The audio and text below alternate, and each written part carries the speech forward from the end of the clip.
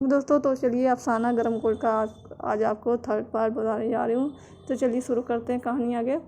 ٹھٹک گئی اس کے سامنے، میں نے چور جیب کے اندر ہاتھ ڈالا اور لیبل کے نیچے سے نکال لیا۔ سمی سب کچھ سمجھ گئی، وہ کچھ نہ بولی، کچھ بول ہی نہیں سکی۔ میں نے میں نے کوٹ کو کھوٹی پر لٹکا دیا۔ میرے پاس ہی دیوار کا سہارا لے کر سمی بیٹھ گئی اور ہم دونوں سوئے ہوئے بچوں اور کھوٹی پر لٹکے ہوئے گرم کوٹ کو دیکھنے لگے۔ اگر سمی نے میرا انتظار کیے بغیر وہ کافوری سوٹ بدل دیا ہوتا تو شاید میری حالت اتنی متغیر نہ ہوتی۔ بدلی نہ ہوتی۔ ٹھیک ہے۔ یزدانی اور سنتا سنگھ تفریح کلب میں پریل کھیل رہے تھے۔ انہوں نے دو گھونٹ پی رکھی تھی۔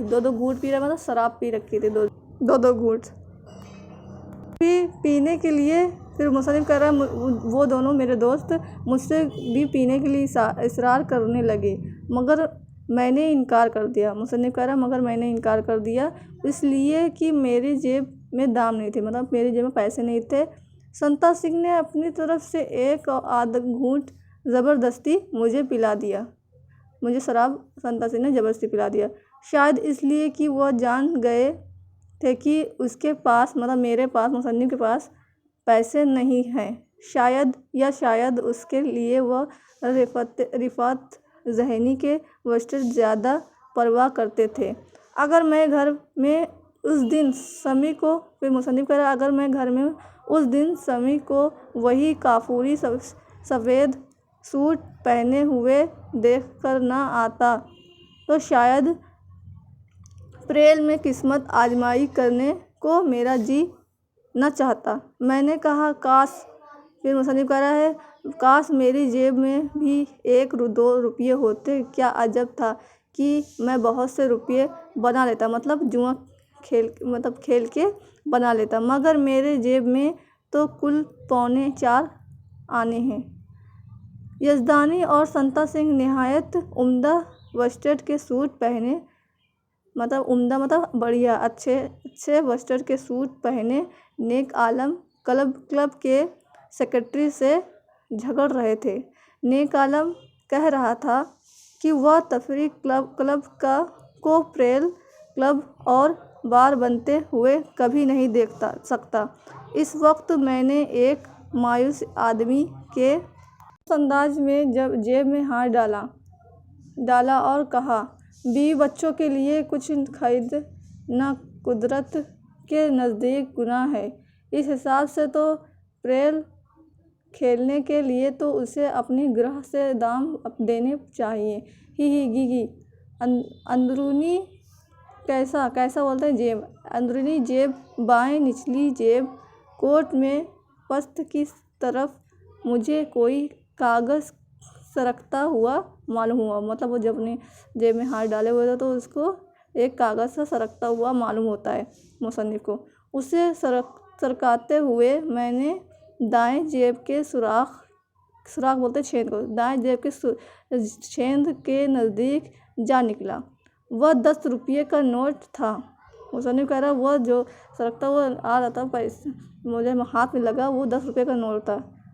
اس دن اندرونی جیب، اندر کی جیب کی تہہ کے سوراخ میں سے گزر کر کوٹ کے اندر ہی اندر غائب ہو گیا تھا۔ اس دن میں نے قدرت سے انتقام لیا۔ اس دن میں نے قدرت سے بدلہ لیا۔ میں اس کی خواہش کے مطابق پریل نہ کھیلا۔ نوٹ کو مٹھی میں دبائے گھر کی طرف بھاگا۔ اگر اس دن میرا انتظار کیے بغیر سمی نے وہ کافوری سوٹ بدل دیا ہوتا تو شاید خوشی سے یوں دیوانہ کبھی نہ ہوتا۔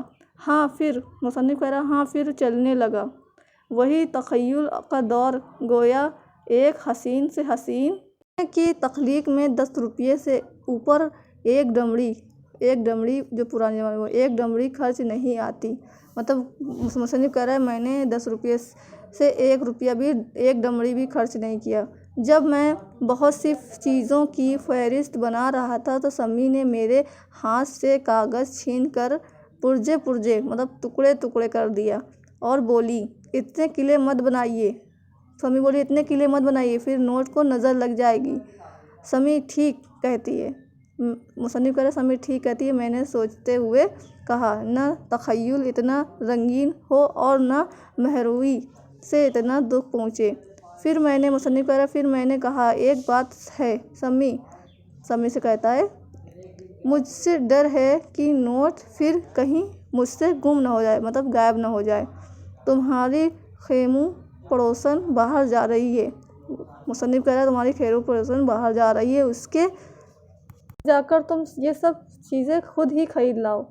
کافوری میناکار کانٹے، DMC کی گولے مگزری اور دیکھو پوپی منا، اور کہتا ہے کہ مصنف دیکھو پوپی منا کے لیے گلاب جامن ضرور لانا ضرور۔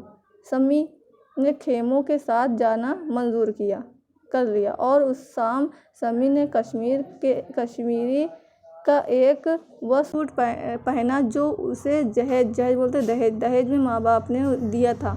بچوں کے پھر مصنف کہہ رہا ہے بچوں کے شور و غوغا سے میری طبیعت بہت گھبراتی ہے، مگر اس دن میں دیر تک بچوں ننھے کو اس کی ماں کی غیر حاضر میں بہلاتا رہا۔ وہ سوئی سے ایندھن کی کولکی، غسل خانے، چھت، سب جگہ اسے ڈھونڈتا رہا۔ بچوں ننھا میں نے اسے پچکارتے ہوئے مطلب دلار سے بلاتے ہوئے کہا وہ ٹرائسائیکل لینے گئی نہیں جانے دو، ٹرائسائیکل گندی چیز ہوتی ہے۔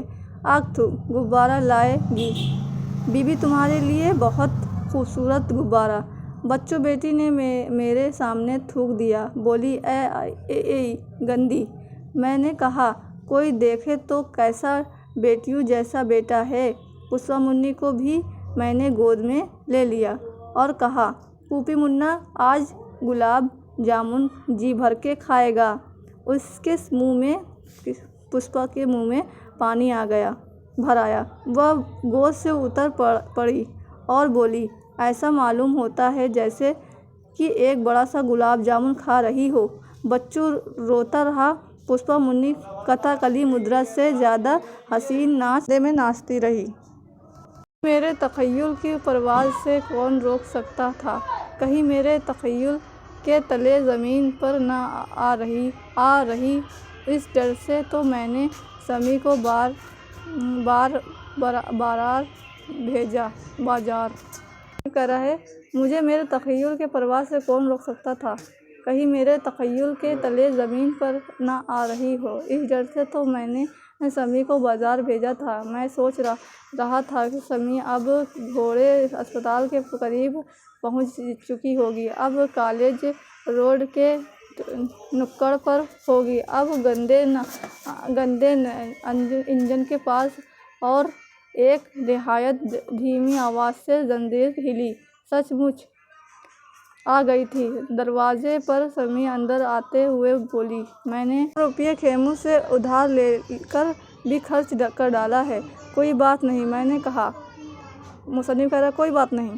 پھر بچوں پوپی منا اور میں تینوں سمی کے آگے پیچھے گھومنے لگے، مگر سمی کے ہاتھ میں ایک بنڈل کے سوا کچھ نہ تھا۔ اس نے میز پر بنڈل کھولا۔ وہ میرے کوٹ کے لیے بہت نفیس وسیٹ تھا۔ پشپا منی نے کہا بی بی میرے گلاب جامن۔ سمی نے زور سے ایک چیت چماٹا مارا، چیت بولتے چماٹے کو، اس کے منہ پر لگا دیا۔ یہاں سے کہانی ختم ہوتی ہے۔ آپ کو اچھی لگے تو لائک کریں۔